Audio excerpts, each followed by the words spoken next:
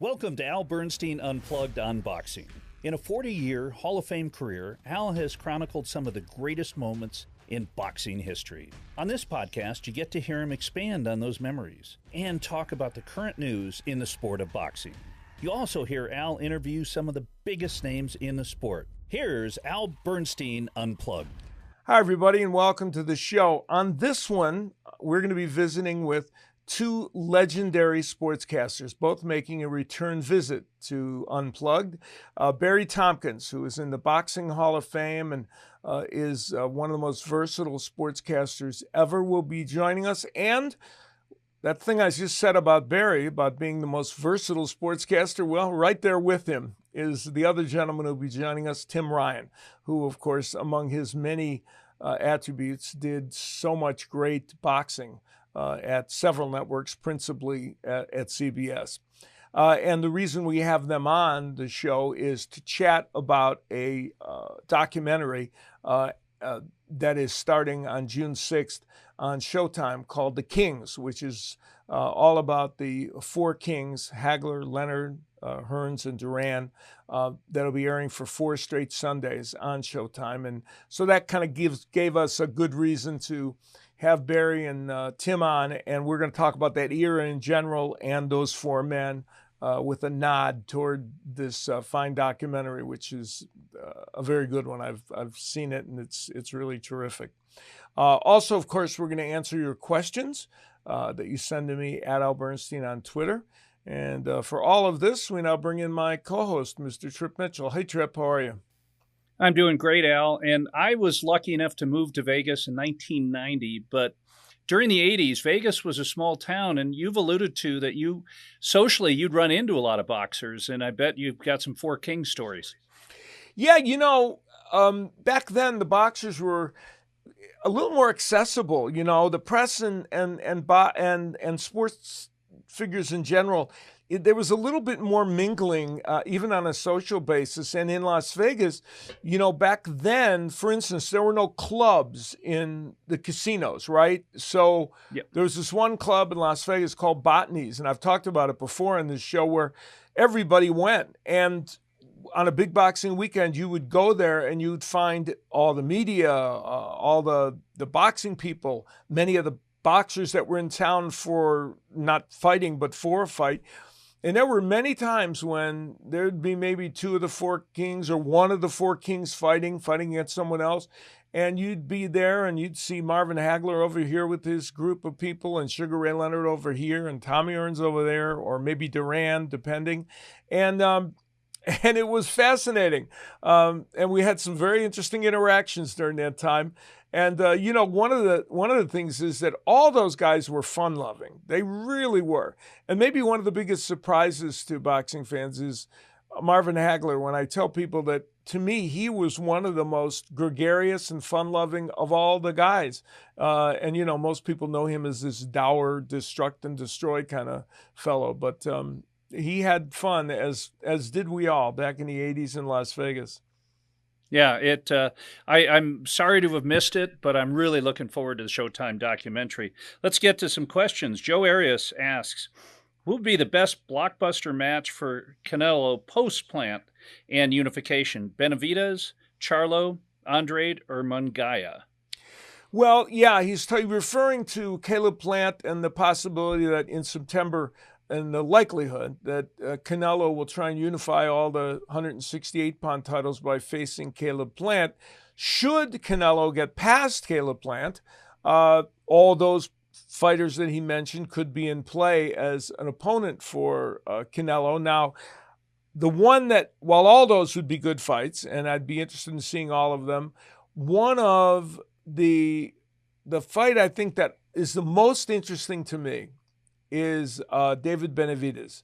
Benavidez is a former 168-pound champion who never lost the title in the ring. Some were due to his own lapses outside of the ring.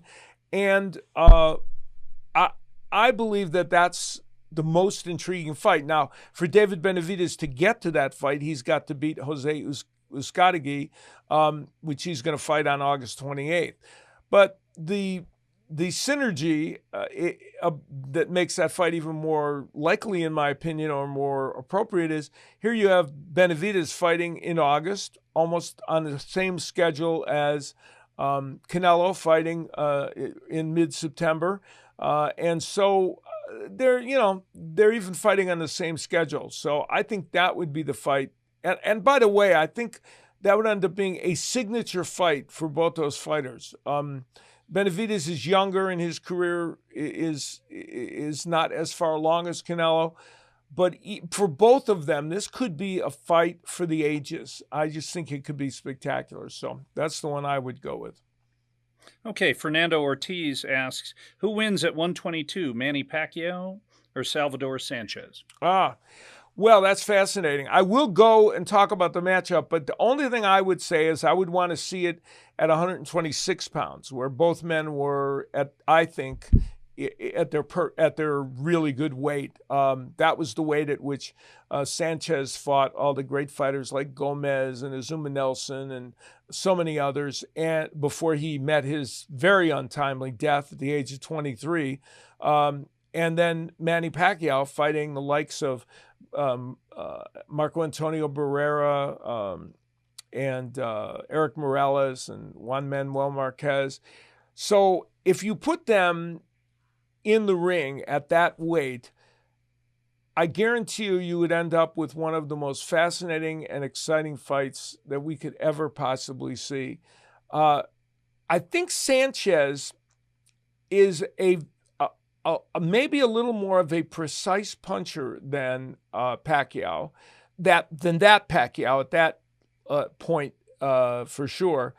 But the attacking nature of Pacquiao, which was so extraordinary then, would have been trouble for Sanchez because there were some other fighters that Sanchez faced that made a good fight of it with him because of their offensive skills. And Sanchez was a great fighter, had a few defensive deficiencies. However, there would come a time in that fight when Sanchez would land a beautiful straight right hand against Pacquiao. What would that right hand do to Pacquiao? Good question. And that is the question of the day. Because if it hurt him or if it was enough to turn the tide of the fight, then Sanchez is going to win. To me, it is a dead even pick'em fight with the lefty Pacquiao and the counterpunching offensive machine, the righty Sanchez.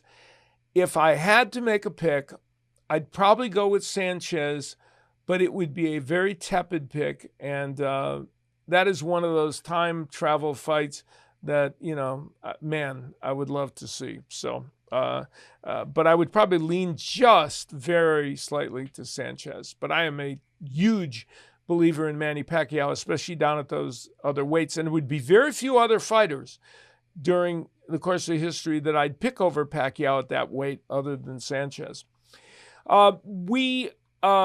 Talking about history, we're going to delve into it with our two guests on this show. Two men who are wonderful sportscasters and also very sophisticated and elegant men in their very eclectic tastes in life, which is part of what makes them great. And of course, Barry Tompkins, my partner for 8 years on the SHOWTIME or on the ESPN boxing, Top Rank Boxing show, who is now with SHOWTIME and on the ShowBox show, and Tim Ryan, who I did get to work with on occasion on pay-per-view fights during the 1980s, and several of them involving the Four Kings.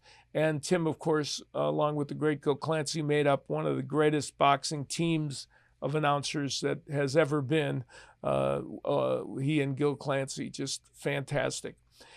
So in this conversation, we're going to talk with them about Hagler and Leonard and Hearns and Duran and their memories of chronicling those matches, and a little bit about the documentary that is airing on SHOWTIME starting on June 6th and then continuing on for 3 more Sundays.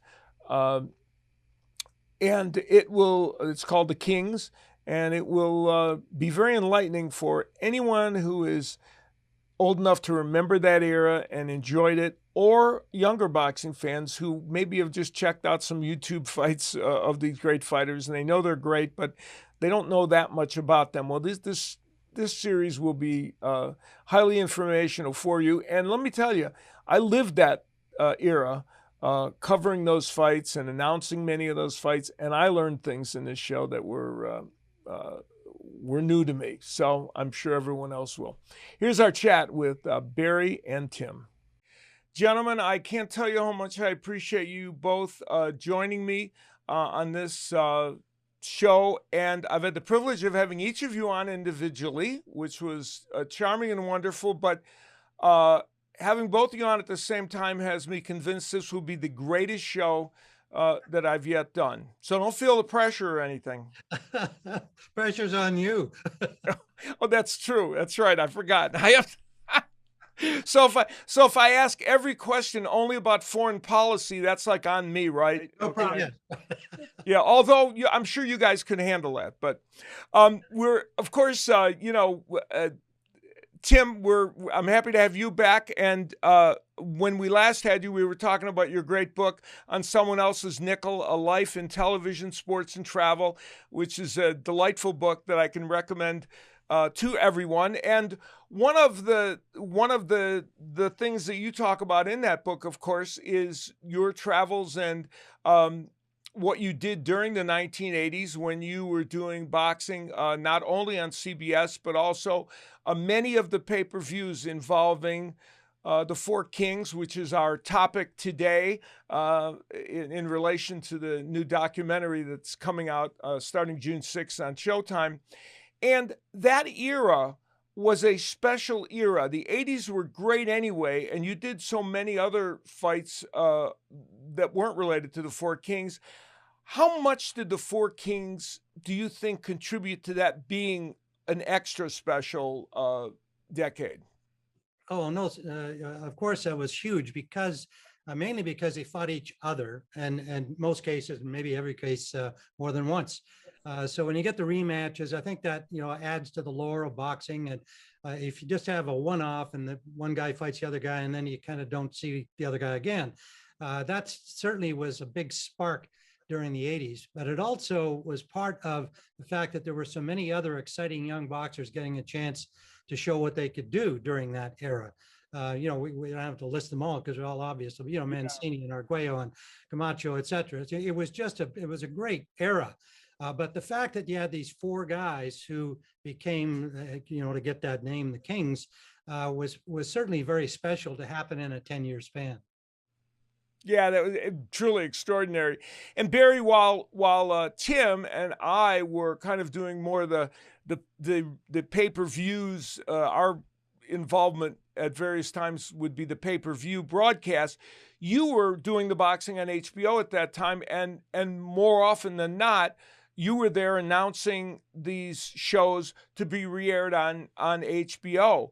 One of the interesting things that is about that is you were there with one of the Kings because Ray Leonard was doing most of those shows with you. How did that change the dynamic of viewing this phenomena? Well, it's interesting because obviously in what all of us do, you don't go into any event, and I think it's fair to say none of us ever has gone into any event thinking, oh boy, I hope this person or this team or whatever it is wins. And that was a dilemma that I had, of course, with Ray, because, and I know Tim has the same relationship with Ray, it's like watching your little brother, and you really want him to do well. But I have to say there's a differentiation between just wanting him to do well and rooting for him.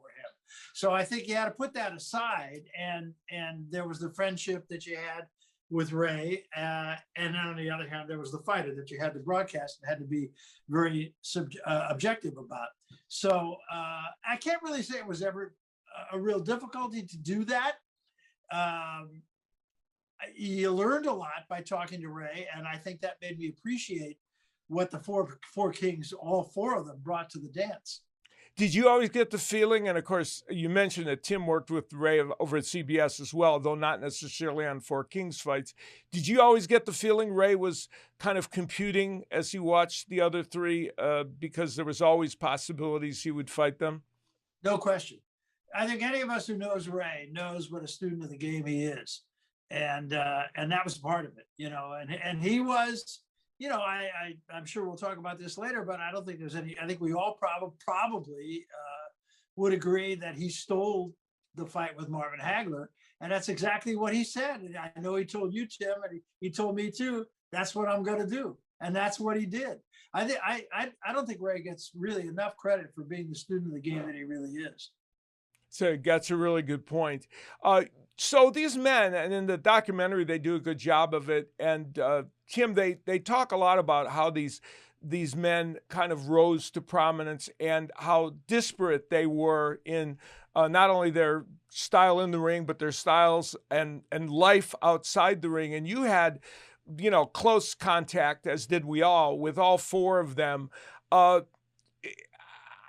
Explain to people just how unique and different these guys were as people coming together in this same tent of pressure and excitement. Well, I don't think you could get four more different personalities than the four. Duran was kind of otherworldly, and the fact that he came from Panama, obviously, and his English was really quite good, but there was so much of the Latin hero of this small island that he accepted about himself and thrived on. And it was a show of bravado that really, he had much more of that than the other three combined.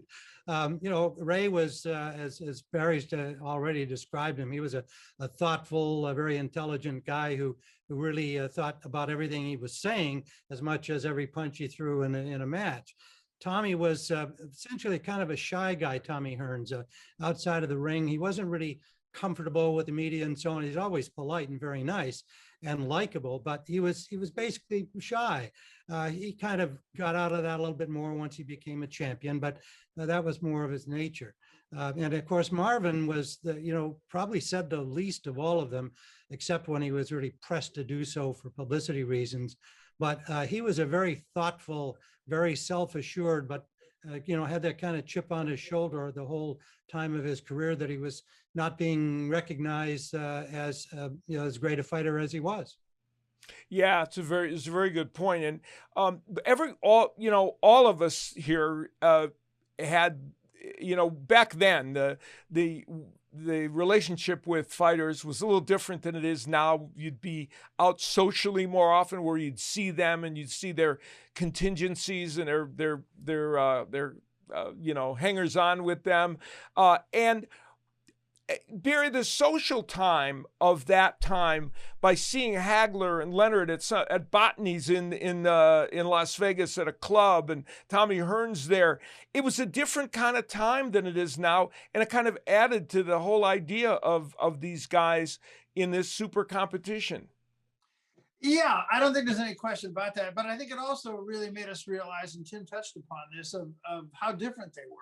I mean, talk about four, Tim already said this, but you talk about four diverse personalities. Couldn't be more so. Ray obviously loved the spotlight, thrived in the spotlight, handled people as well as handled his public as well as any celebrity I've ever seen. I never saw him refuse anybody an autograph, but I never saw him stop and engage either. I thought he did that better than anybody I've ever seen. Marvin, was a blue collar guy. He's a lunch bucket guy. I remember Marvin went with his then wife, Bertha, after one of his fights. They rented a Winnebago and went all around the country for 4 months, staying in these campgrounds and just talking to the people, to the folks. And Marvin coming back and saying, that was the greatest trip I ever made in my life. Could you ever see Ray Leonard doing that? I don't think so, only if there was a Four Seasons that he could stop at on the way. I was going to say, Ray didn't camp anywhere you couldn't use an American Express. His likelihood to do that would be as likely as I would to see you or Tim Ryan eating at a buffet. Neither of those things. And I have to say that the one thing about this interview is I'm thankful that we're not doing it at a restaurant and I didn't have to buy, because with the two of you guys and your culinary expertise, I would have to go take a job with a paper route. Did you stop to think we're brothers from a different mother? Because we both love to eat, we both love to travel. Yep. And we both like you. So what more? Oh, well, I wasn't sure about that third thing, but I'm happy to hear that. You know, that now I feel good. So let's talk about some of the fights that made this special, and you know, all of us each we're involved in different fights and different parts of this, but you know, it all started with the Leonard Duran first fight, which was an extraordinary event in which Ray Leonard has since admitted that, you know, Duran, as it's very well pointed out in the King's documentary, literally went to the trouble of finding out when Juanita would leave the hotel so that he could drive his car up and say terrible things to her to get under Ray Leonard's skin. And Ray literally let that get the better of him. And Barry, did he acknowledge that? Like he actually understood that happened, didn't he? Yeah, I think he has said that was the first and only time in his career that he ever abandoned anything that resembled a fight plan. You know, he just decided at the last minute, I'm going to go in there, I'm going to fight, you know, and obviously that was not the right thing to do. Yeah, very huge mistake, and it ended up costing him. And when he won the title back, Tim, and he got his chance to fight Tommy Hearns in the first time he faced Tommy Hearns, I never forget sitting with Gil Clancy, your wonderful partner, and having breakfast with him. And it was early in the decade, of course, and he said to me, this is going to be special. This fight's going to be special, and everything we see from now on from these guys is going to be special. And he totally understood it. And that fight, I think, goes down as one of the most remarkable of the clashes between these men. Oh, yes. I think there was a real mutual respect about the abilities. I think Ray knew more about how good Hearns was than most other observers. He didn't take anything for granted with him. He certainly wasn't going to let any kind of personal things like with Duran interfere. And of course, from Tommy, they wouldn't anyway, because that wasn't the kind of a man that Hearns still is. And so, I think they were both confident, but they were both kind of, I don't think you could have, if you had cornered them in a corner of a ring and said, are you really sure you can beat that other guy in that other corner? I don't think you'd get a real straightforward answer. Interesting. Were you surprised that it ended up being Tommy Hearns, the boxer, completely, because he got hurt in round 6? And if that had been a 12-round fight, Tommy Hearns would have won the championship. He probably would have been ahead and won it. It turned out to be Hearns, the boxer, against Leonard, the slugger. Yeah, that was, I think, a surprise. I'm sure Ray realized, because he already had that much respect for what he had seen of him. But I don't think that he believed that would be the course of the fight, if you will, that he'd actually get outboxed by Tommy Hearns. But, you know, Emanuel Stewart was in some ways almost underrated until Tommy had so much success. But he had done a great job coaching him and training him in the gym in Detroit. Gil and I made a trip there, just especially, I guess it was obviously leading up to a fight, but somewhat in advance of it, a week or so. We wanted to see the Kronk gym, and our producers also wanted to do a little kind of a feature thing, as I recall, about the Kronk, because it was a good story unto itself, what was going on there in Detroit. And it was really impressive to see how the dynamic between Stewart and Hearns. I think Emanuel gave Tommy much more confidence, needed confidence that Tommy didn't have in himself when he first started. Once he moved up the ladder and had a couple of good wins, then he, started to think and feel better about himself. But he was not anything like Ray or most of the other great champions on his way up the ladder and being so sure that he could do it. Interesting. That's intriguing. Yeah, and Emanuel, oftentimes, as great as he is and as much success as he has, we we kind of forget that he built Tommy Hearns from the ground up as a youngster. And had some other good fighters at Kronk too. It wasn't Hearns obviously was a big man, but he turned out a lot of excellent fighters. And I always just felt that he maybe didn't quite get his due in that respect as a great trainer. Yeah, you did so many on CBS, the Hilmer Kentys, all the fighters from that gym. You guys on CBS did so many fights of the Kronk fighters. Yes, we did a bunch of them, and now so long ago I couldn't come up with a list off the top of my head. Just going back to Manny, and I remember a great trip we made there, and he insisted that after we watched, I guess we were watching Tommy in that case, train, and now they're ready to leave the gym, and it was a beautiful day, and he says, I'll drive you back to your hotel.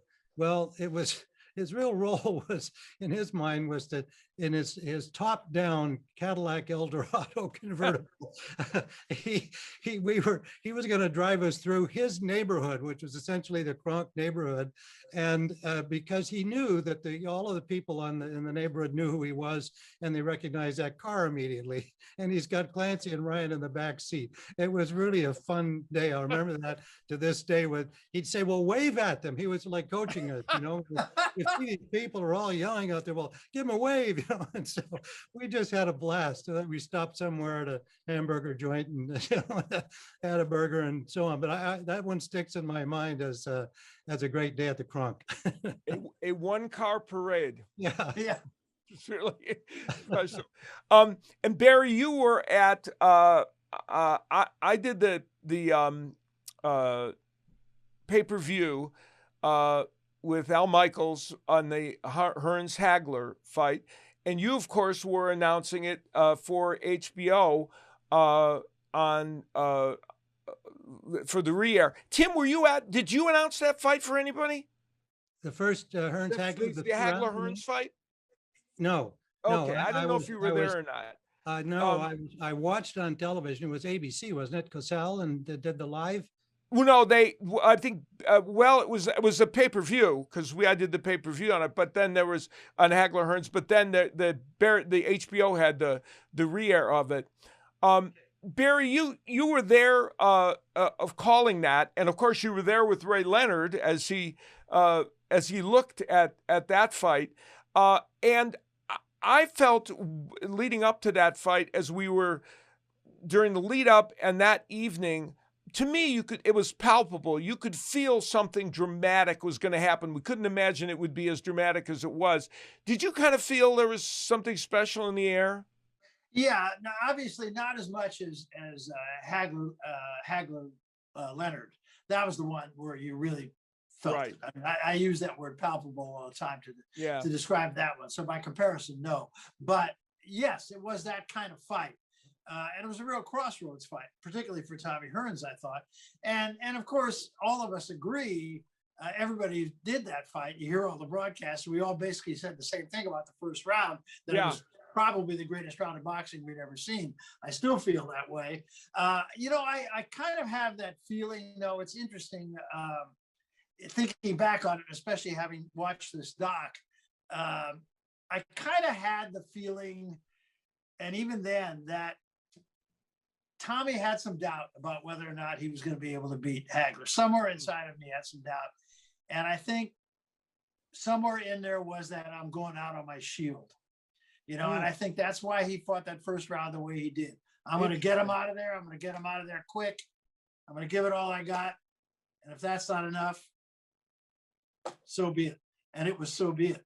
Yeah, that's for sure. I hearken back. The reason I bring that up is I hearken back, and this is only in retrospect. I didn't feel it that night, but I remember I had to go up to Grossinger's to do a story on Michael Spinks before he fought Mike Tyson. And so we were sitting after dinner. I was sitting on the front porch with Eddie Futch, who we all know and love. And I said to Eddie, I said, does he have any chance at all of beating Mike Tyson? And Eddie didn't say anything. He just went, and the way Spinks fought, however long that fight went, was he went after Tyson. He did everything he could do, and Tyson knocked him out. And I had that same feeling about what Tommy Hearns was thinking on that night against Marvin Hagler. Well, the interesting thing is, of course, twice he came within an eyelash of maybe getting it done. First, he hurt Hagler with that first right hand, but that was what broke his hand, unfortunately. So that was, the death knell. But then the fact that if he could have hung in there for another round or two, those cuts might have caused the fight to be stopped, and Hagler might have ended up losing. Right, but I thought he lost his legs before the end of the first round. He did, amazingly. Yeah, I know, which was crazy. But that was an astonishing event, to be sure, and probably one of the highlights of that whole Four Kings era, simply because it was so dramatic and so competitive. And Tim, that brings us to the question of how competitive they're. Some of the Four Kings fights were not competitive, but still exciting. Like, watching Tommy Hearns knock out Roberto Duran was exciting in its own way, even if it wasn't, competitive. And Ray Leonard winning a no-mas fight against Duran was unique in its own way, even though, again, it wasn't competitive. So just putting these men in the ring kind of commanded that there would be drama, didn't it? Yes, I think so. And I think that's, the premise of the documentary, which I must say they've done a good job with that. I might quarrel a little bit about the tie into the political. To be perfectly candid, I agree with you. And so do I. Yeah, but nonetheless, it was during that political era that these fights took place, and that's kind of another sidelight and a point of view. But I think that they do capture the personalities of these boxers and their strengths and weaknesses as their own wills, if you will. And I think that comes through very well. I thought some of the interviews were extraordinarily revealing. I mean, things we know these guys. We were around them. I didn't know much about Duran because I was less around him, but the other three for sure.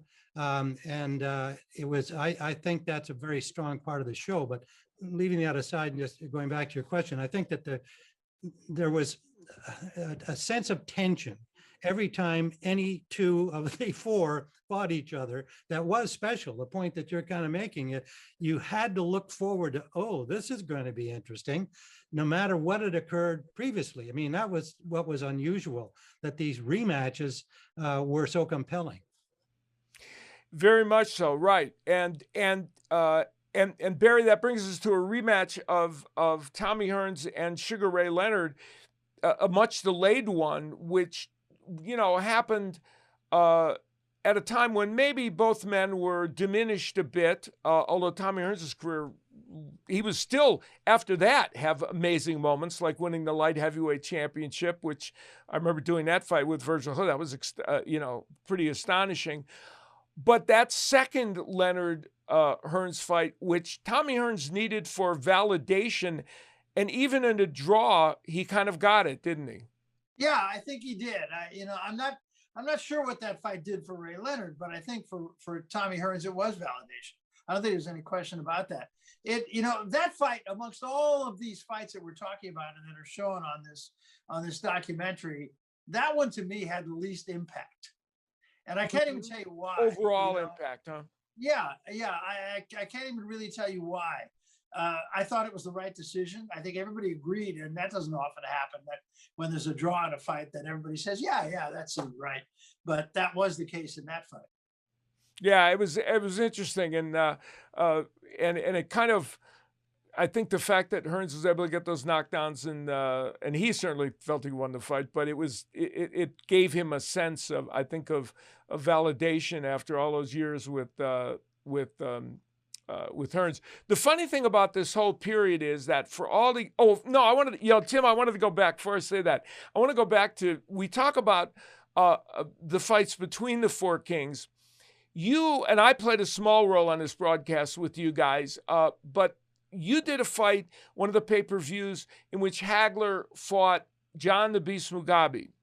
And I think that's one of the most underrated fights in the history of boxing. It so often does not get the credit for being what it was. I actually thought it was one of the top 10 most extraordinary fights I've ever seen in my life. Well, I agree that it was a really exciting fight. How much of it do you think, just backing up on what you just said, was that Mugabe was such an unknown quantity in the larger picture of boxing? He hadn't built enough of a reputation in the United States that American fans, presumably those watching these television fights, really knew much about him. So there's always that kind of thing that, when you have a matchup like that, well, they know what to expect from the big name champion guy, but they don't know the other guy, and they're learning as the fight goes on. Holy crap, this guy, he's dangerous. He can really fight. And we've had a few others like that over time. But I think you make a good comment there. I was just thinking, for instance, Oscar Benavidez was a pretty darn good heavyweight fighter, and there were others like that would come to mind if we kept talking here all day. Each of us had come up with some like that. But yours about Mugabe, particularly because he was in there against this, terrific, well-known champion fighter. It was an underrated great fight. It really was astonishing, and I made a faux pas on that fight that I will admit to you guys right now, that afterwards I was interviewing on that broadcast. I did some work on the undercard, and then I occasionally chimed in during that fight with you and Gil, though very gingerly, because I don't want to stop, as I've told you before, on the few telecasts when I was on and I was allowed to talk with you guys, I don't want to get in the way of Ginger Rogers and Fred Astaire doing a dance together. So, Barry, I was very careful to not get in there and say too much, but occasionally I'd make a comment. Which one of us is Ginger Rogers? I have to ask. Well, I'll let you. Tim's Gil isn't around now to get mad at us, so I'll let you be Fred Astaire. And but I'll tell you what: if he were still alive, as you well know, I would definitely make you Ginger Rogers. Yes, and I wouldn't blame you on that score in that circumstance. Would not want to risk his wrath, right? But in the interview afterwards, it's so funny because it's going to lead up to what we're going to talk about next. I think that Marvin was leading up to retiring that night, or kind of retiring, and I kind of cut him off. I was doing the interview, and he said there were all kinds of things going on. He said, "Would you mind if I left?" And I thought he meant he wanted to leave the interview. And I said, "Oh, no, Marvin, that's, it's okay." And he looked at me kind of funny. I think what he was trying to allude to is, would you mind if I left the sport?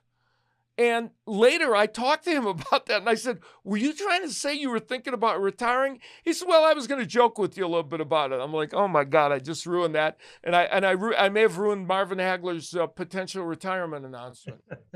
So maybe not my most shining moment, huh? All your moments shine. Yeah. But the interesting thing is, so now we have Marvin Hagler deciding whether he's going to fight Ray Leonard. And during that period, Barry, when you were with Ray, and probably Tim, you may have, was Ray still doing any fights with you, Tim, on CBS at that point? I can't remember really. I don't think he was. He did a handful of fights, but I couldn't put the years together on that. It's probably more with Barry. Barry, you were with him doing the HBO fights, and there was all the drama. He had the whole. He had his event where he effectively stiffed Hagler and decided, no, on second thought, I'm not going to have it. And as we know that, on top of everything else, he was a little buzzed that night, and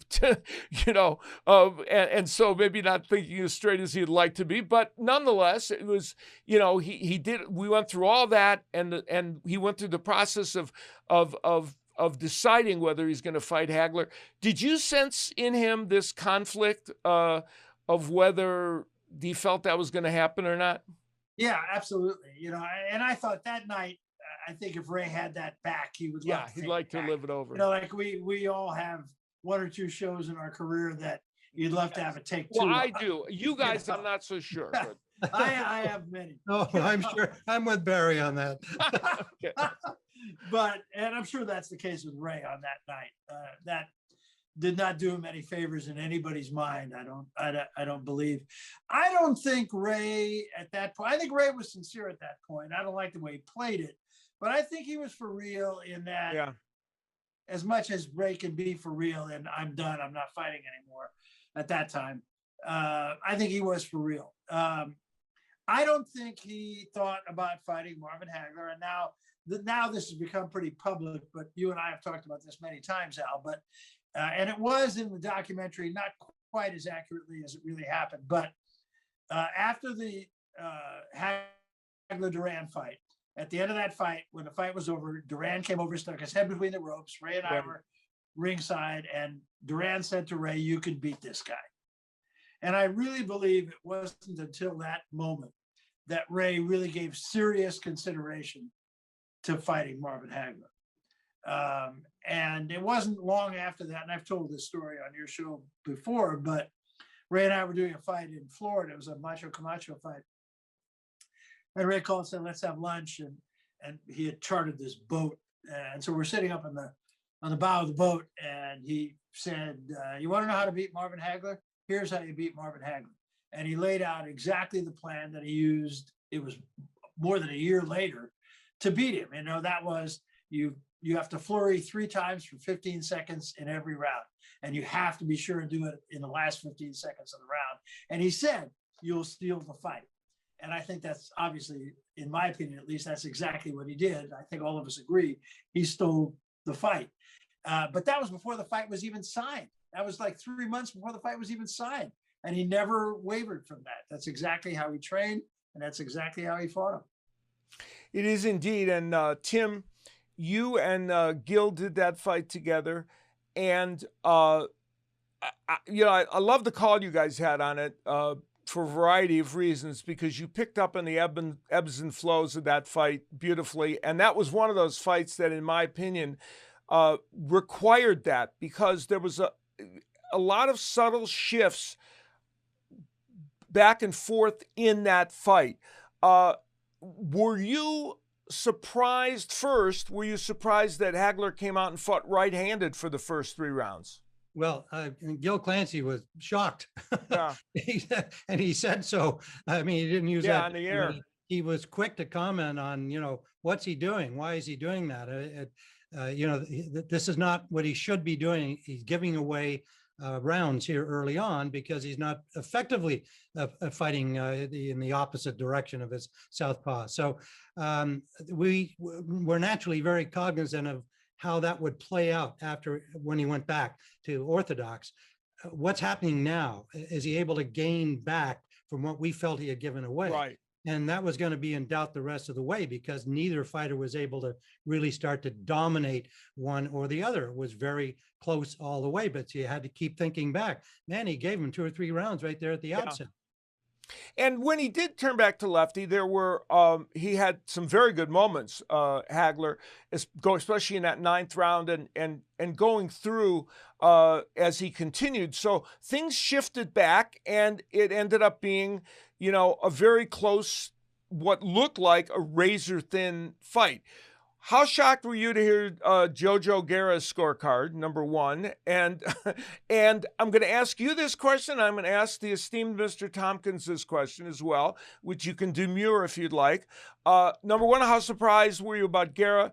And 2, who did you think won the fight? Well, number 1, I guess the oldest line is, what fight was he watching, right? Yeah. It was absurd. And I hate to think that, because naturally in the sport of boxing, there are going to be thousands of people who are going to say, "Hey, this guy was on the take," whatever, and I'm not prepared to go down that road, and there's no evidence. And I don't know, again, what fight he was watching. In terms of the finish of it, I've told the story several times. I had Hagler winning, by a point, and Gil, it did as well. And so the next morning, because we saw Ray after the fight somewhere, somehow, in the gathering of all of that stuff that goes on. And Trainer, I knew this, that Trainer, his manager, Mike Trainer, had a video set up in his offices or wherever.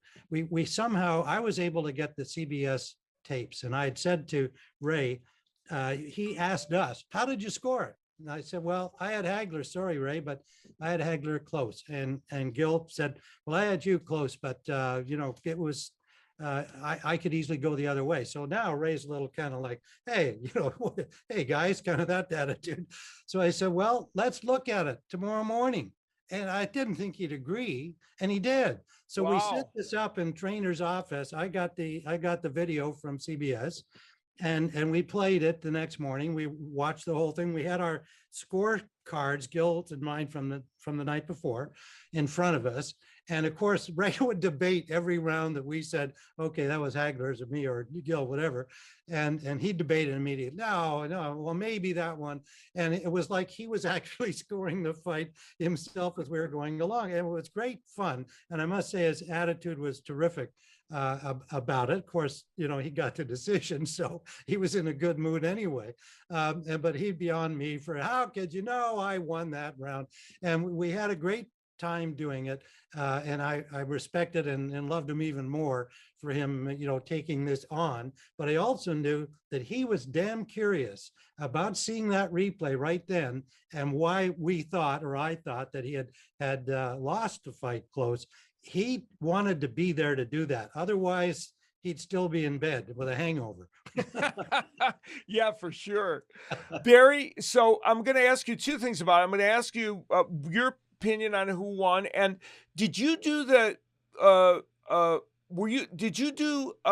fight? Well, wait, you and I were together already by then on ESPN, weren't we? No, I did that. That was still HBO. Oh, yeah. So you did that fight in the rear. Yeah, you know what? Tim and I were talking about this the other day. Which did you do live? Which did I do live? Yes, right. Neither one of us. Maybe this speaks to us. I don't know. But it's neither one to remember, isn't it? Which fight we did live and which fight. So I couldn't honestly tell you. If you asked me, I would say it was live, but it probably was. Yeah. But anyway, so you, after you looked at that fight and did it and whatever, what was your final opinion of who won the fight? Well, I had Ray winning it as close as Tim had Hagler winning it. And had the cards been, had that one card not been as crazy as it was. Right, exactly. You can make a case either way. Right. And I wouldn't have argued either way. I felt like, well, like I said, I felt like Ray stole the fight. He did exactly what he told me he was going to do. And he went out and did it, I thought. There were many rounds in that fight that you could say, you could make a case either way. It was a close fight. That's like a lot of them are. And so I had Ray close. That one scorecard that's so lopsided. And it's funny, I was talking to somebody about it just this very day, and they made the point that what if social media were then? Oh my God! Now, there would have been hell to pay. Oh. Twitter would have literally exploded, right? Yeah, that is pretty crazy. Well, I'm gonna say that I lean toward Tim's idea. I thought Hagler by the narrowest of margins, and you speak to the point that nobody would have a problem with it being a narrow, split one way or the other. I bumped into, was it Lou DeFilippo, right? Who had scored it for Hagler. He was one of at the airport, and he was almost kind of sheepish. He said, that's the way I saw the fight. I said, well, I saw it that way too. So he was, because he probably was worried that he was going to get, get a hard time over it. So this era comes to an end with a lackluster fight with Roberto Duran and Leonard at the Mirage. That was not very. I remember hosting with Jim Hill, and I believe Tim, you called that fight. It was outdoors at the Mirage, and it might have been. It was just felt meaningless, and it wasn't a very good fight. But it put an end to the rivalry of the Four Kings. And when you guys look back at that, at those men and that era, is it something that could ever be duplicated, or is boxing such a different sport, and are we in such a different space that we could never feel that kind of rivalry again? You take that first, Barry. Will I give it another thought? All right. There you go. Good. I think nice stall, Tim. my simple answer, Al, would be no. Yeah. And the reason for it is now, there's too many chefs. You know, if you're on Showtime, you're not going to be on Fox. If you're on that's Fox, right. you're not going to be on ESPN. If you're on ESPN, you're not going to be on either of the others. Right. So as a result of that, we're not getting those compelling matchups at the time that they really should be fought. And I also think that boxing then was, and this is witnessed in the documentary where Dan Rather is talking about the fight upcoming. Sure. And some of the big news people are talking. Tom Brokaw was on there talking about the fight. That's not happening anymore. And I think boxing was much more of a mainstream sport then. And now I think it's become a niche sport, and that it doesn't affect the ratings. It still has very solid ratings. But, I can only speak from my own personal, I live out here on the West Coast, and as Tim does now too, although it's now the Canadian West Coast. But people don't talk about boxing. I bet I don't have a friend, not anybody that I know outside of the industry who could tell you even one champion. If you ask them name a boxer, they would probably say Floyd Mayweather and Mike Tyson. Yeah. And I think that's the rule rather than the exception. So it's become a niche sport, and for that reason, and the fact that there are just too many people involved in it now on the promotional end, I can't see that era ever happening again. Yeah. What do you think, Tim? I'd agree with totally with Barry's description. I couldn't add to it because that's been my feeling too. Even to the point where I find myself kind of seeking out the fights I should watch rather than just be a fight fan tuning in every week, whatever, to see what's there. And we don't have the compelling figures in the ring that this era did that we're talking about of the 80s. In the time of the Four Kings. There's one or two people that suddenly get some attention. I don't think boxing has been helped by, God forbid, the cage fighting world and the growth of that. I just I can't deal with it, frankly. I don't consider it a sport, but it has drawn an audience. And I think that's certainly been hurtful to people who might normally be boxing fans, finding something more compelling to them for reasons that escape me. But so I at the end of the day, I agree with Barry totally. Yeah, it'd be pretty tough to recreate that. And of course, they were such compelling figures. The thing that came closest, I think, afterwards was the four-man rivalry of Marco Antonio Barrero, Rafael Marquez, Juan Manuel Marquez, Pacquiao, and Eric Morales, in which these four men in the early 2000s fought each other and put on fights that were so staggeringly good. And I think that was they're viewed as the Four Kings in a way by the Hispanic audience of boxing. So they kind of came close to it. But yeah, it'd be a very difficult thing. So now my most important question of this whole interview is, if Barry Tompkins and Tim Ryan decided tomorrow, and maybe this will happen based on this interview, to start up a restaurant together, okay, what cuisine would it be? What would you guys agree on in terms of how it would be presented and what cuisine? Because you've sampled and have expertise in every cuisine. Go ahead, Timmy, take that one. Yeah, well, I'd have to go Italian because my wife's heritage is there. She's a good Italian cook herself, and her grandmother taught her an Italian from Italy taught her. So I'd have to go Italian, with French is a very close second, because we spent a lot of time in France, and that would be a close one. But like in boxing, I'd give a 1-point edge to Italian. There you go. And Barry, would he be able to convince you to go with Italian as part? I love Italian food, but of course I'm Jewish, so obviously it would be Chinese. Yes. Mandatory. Here's what I think would happen. I think you guys would ultimately end up making a compromise, and it would be French. That would be where I would go with that. That I think that you'd end up compromising probably and going that. So here's another question for you guys. Did you two ever work on the same show anywhere? Obviously, you're both hosts, but did you guys ever work together on the same show? I don't think so. No, probably Barry- not. No, I don't think so. Well, we did local news at WNBC in New York. Yeah. Oh, To which right. I owe to Tim Ryan. I mean, Tim was the guy that he touted me to the people in New York and called me when I was leaving San Francisco.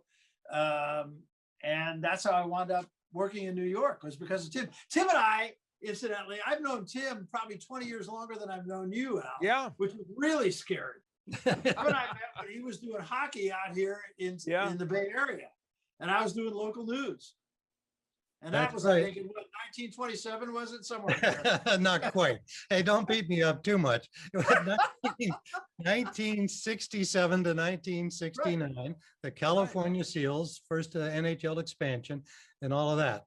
And yes, we met during that era. That means we're just about 50 now, aren't we? Yeah, I think that's right. Yeah. We were Very young. good math. Yeah. Your nose is growing a little bit, Tim, but just a little bit. But that's okay. You're very close. You guys are two of the greatest sportscasters that have ever lived, period. End of sentence, end of paragraph. And if somebody wants to find out a little bit more about not just Tim as a sportscaster, but Tim's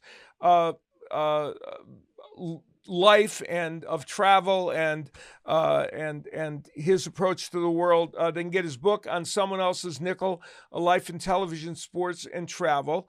No one has yet talked you into writing a book yet, Barry, which I feel is a personal failure. But Well, On his part or yours? Yes. Yeah. Personal failure on my part that I haven't convinced you, and your wife, who of course is, probably you don't want to write a book because it's daunting when you have somebody in the family who's such a great writer, right? Yeah, you know what? And you are a fantastic writer. Tim and I had a conversation just the other day, and I kept mentioning my wife, and I never mentioned Tim. Her name is Ryan.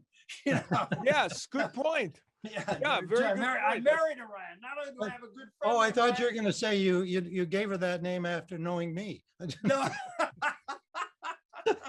No, Joan Ryan, oddly enough. So Yeah. I think know about that. Joan Ryan has her own resume. right. She Yeah, does. that's for She does. sure. Yeah, very much so. Gentlemen, No, I can't tell you how much. People keep talking to me about writing a book, quite frankly. And I thought Tim's book was so good. And I really mean this. If I were to write a book, it would probably be of that ilk. And Yeah. I'm sorry, but that number's been taken, and taken very well. You know? Well, yeah, it's funny, when I was reading Tim's book, I was thinking of you, and I was thinking that is exactly the way you would write it. But we'll get one out of you before too long. I'm confident. Hey, you guys are the best, and man, I really appreciate you taking the time to do this and just remember all this great stuff. Well, I certainly recommend folks who love boxing to watch the documentary. It's extremely well done. I think may mentioned it earlier. I know Barry feels this too. The interview portions with the principals, the Kings, as best they could, particularly obviously with Leonard and to a lesser degree with Hagler. They got some excellent stuff that a lot of boxing fans wouldn't have heard otherwise. So I commend the producers in that regard. Yeah, very well done, I think, and really worth a watch. And can't tell you how great it's been to be with two guys I not only really respect, but have such a long time friendship with. This has been great. Likewise. All right, guys, thank you so much. This is a great treat, and maybe down the road I'll corral you again. And what I'll do is I'll do it on a special. Perhaps if there's a special culinary day that I can get you on, I'll bring you on for that. We should just do it around a table. We don't have to do it on Zoom anymore. I like that. It's kind of like comedians in cars or whatever it is, right? Exactly. do it. Exactly. Now Yeah. you're on to something. We'll do that. Let's gather. We'll get you in Las Vegas once the doors are open everywhere now. I love that. That's Yeah, that way you get to pay. Yeah. Hey, and yeah, exactly. I knew that I was going to have to pay. And what's the great, Barry, where's the French restaurant that we go to here in Las Vegas? We get to pick the place. That's all. Yeah, I know. If you're paying, Yeah, I'm sure you're going to get to pick the place. I think that's fair.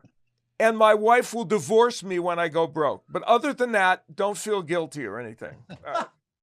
I love you guys. Take care. Thanks. Great to be with you. Great to be with you. So I hope you enjoyed the chat I had with Barry Tompkins and Tim Ryan, two wonderful guys. And Trip, I think everybody that sees them can see why they're so enjoyable to be around and why they have had these long and great careers as sportscasters. Well, two of the nicest guys. And, I there might be a couple jerks out there, but by and large, the announcers that I've met involved in boxing are really good guys, and women for that matter. The vast majority of sportscasters in general, I agree with you. Every career and every group of professionals is going to have some people that you might not dig. But for the most part, yes, I agree. The vast majority of people that I've worked with, and you're pointing out it's the same for you, have been really delightful, have been fun, and have wanted to just get the job done and enjoy life. And they certainly know how to enjoy life. As we said during the interview, we talked about their amazing culinary expertise when it comes to picking out expensive restaurants. Barry and I, we started out the ESPN series, and we would dine with the producer, director, and several other of the production team. And as we went on, it kept culling its way down because everybody was bailing, because we literally were doing a show a week. And Barry chose the restaurant pretty much every week. And after a while, every week was, for some of the folks doing it, it was an expensive proposition. Eventually, it was down to Barry and I, and to support that, I had to get a paper route. So that was, we lost everybody. And I said, Barry, we could try to eat at a more moderately priced restaurant, but he was having none. Well, yeah, I mean, it's not Barry. And one of the projects I've talked that I would love to see you do is write a book about those days, the ESPN traveling circus, because you guys were one of, if not probably the first live broadcast that ESPN would do, which seems so foreign now with all the networks and all the broadcasting, but you guys represented ESPN in the beginning. Yeah, that show was ESPN at the start. They had monster trucks and a few tennis tournaments that they re-aired, and some football games that they'd occasionally re-air, and boxing. And boxing took up most of the time on the network. Our Top Rank series, we did 40. I just said this the other day to my son. He was like saying, "Really? We did 48 shows a year." Which is the most, I think. Top Rank undertook that proposition to do it, and I can't believe to this time there has never been a series that has been that active and done that many shows. Close was the USA Network series at the same time. They were pretty close. They did one a week for most of the year, and I'm going to say maybe even as much as us. But since those two, there's never been a series like that. Well, great. And want to switch subjects to one of the nicest guys in boxing, Nonito Donaire, with a wonderful win, and you got a chance to cover it. Yeah, Nonito Donaire,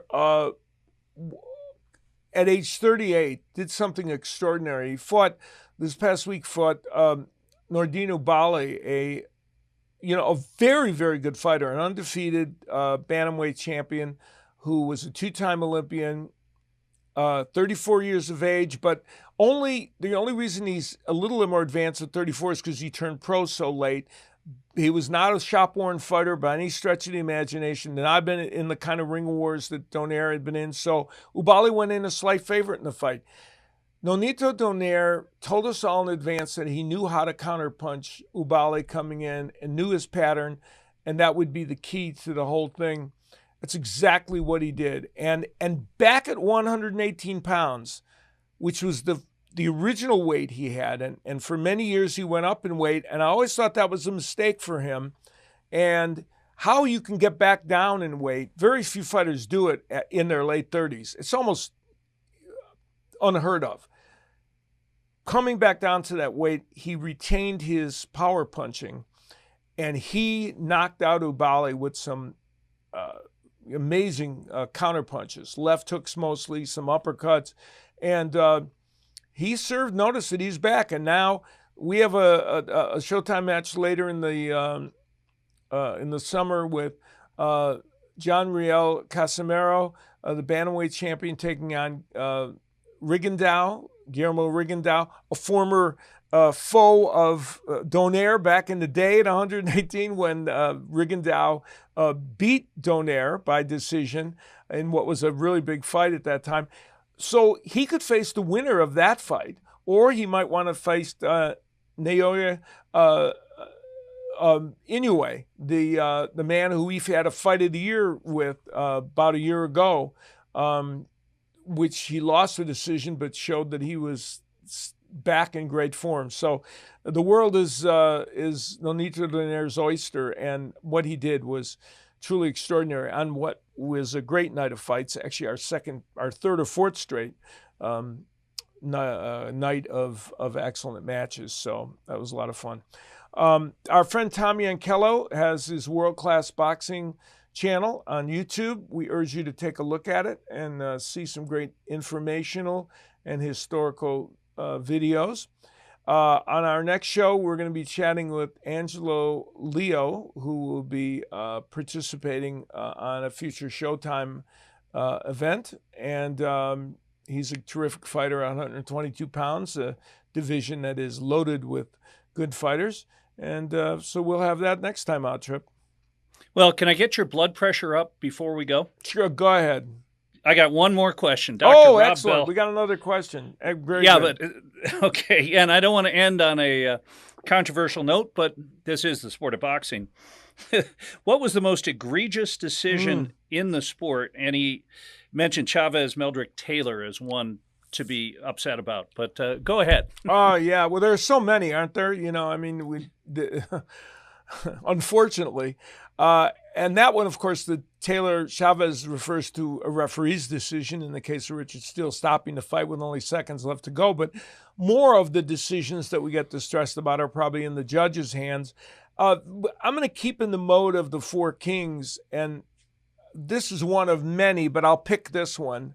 The first fight between Marvin Hagler and Vito Antuofermo, in which Antuofermo has the middleweight crown, and Marvin Hagler finally got an opportunity to fight for that crown. Many believe much later than he should have.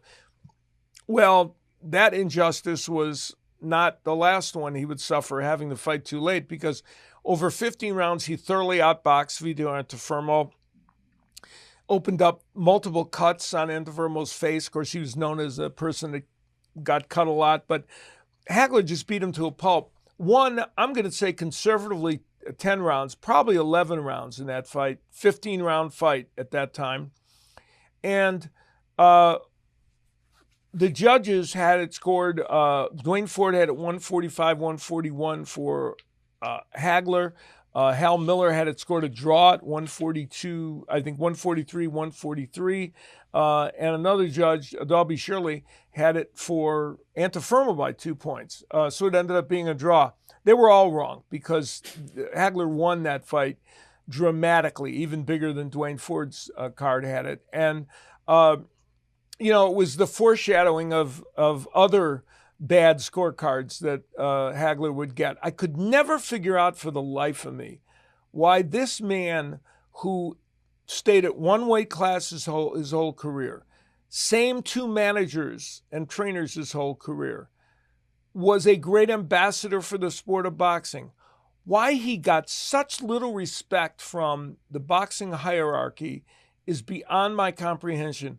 You know, we say we want athletes who represent sports in a great way, and then when we get them, we treat the guys that are the squeaky wheels better, the guys that complain more, the guys that make more trouble. or in some cases the women that do it, depending on whether it's women's athletics, they end up getting people bending over backwards for sometimes. So it never ceased to amaze me that he had such trouble with the judges. But that one was the portent of things to come. And luckily, he did get a chance to win the world title and did against Alan Minter, would fight Antuofermo again and knock him out and erase any doubts about who is the better fighter.